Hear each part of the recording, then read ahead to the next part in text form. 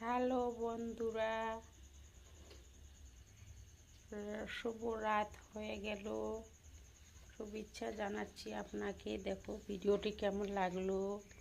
এই দেখো মাছ রান্না করছি আমি। মাছ রান্না করছি, মাছের রসা রসা করছি।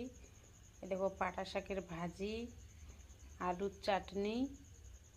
দেখো ওগুলো ভাত রান্না করছি, যে গামলাতে রাখিয়ে দিচ্ছি। দেখো বন্ধুরা কেমন লাগলো ভিডিওটি, কে কে পছন্দ করেন ভিডিওটি আমার, আসো কমেন্টে প্লিজ সুন্দর একটি লাইক ফলো কমেন্ট করবেন। রিপু খাতুন ব্লগ ভিডিও ইউটিউবে আছে, রিপু অফিসিয়াল, ইনস্টাগ্রামে রিপু খাতুন বিবি আছি। সরি, ভুল হলে মাফ করবেন। থ্যাংক ইউ দাদা ভাই। দেখো কেমন হয়েছে মাছের রান্নাটা, একটু অবশ্যই কমেন্টে জানাবেন কি মাছের রান্না কেমন করে করতে হয় আর কেমন হয়, তুমি একটু কমেন্টে জানাও প্লিজ। এ দেখো ভাত এগুলো রান্না করছি, একদম ঝুরঝুরে নাগা ভাত। দেখো কেমন লাগলো অবশ্যই জানাবেন কমেন্টে। পাটা শাকের ভাজি আর এগুলো আলুর ভর্তা চাটনি।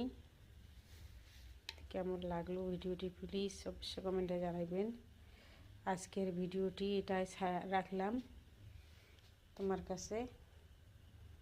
এই দেখো মাছের রসা, পাটা শাকের ভাজি, আলুর ভর্তা বাংলায় বলে, ইংরেজি বলে চাটনি, ঠিক আছে।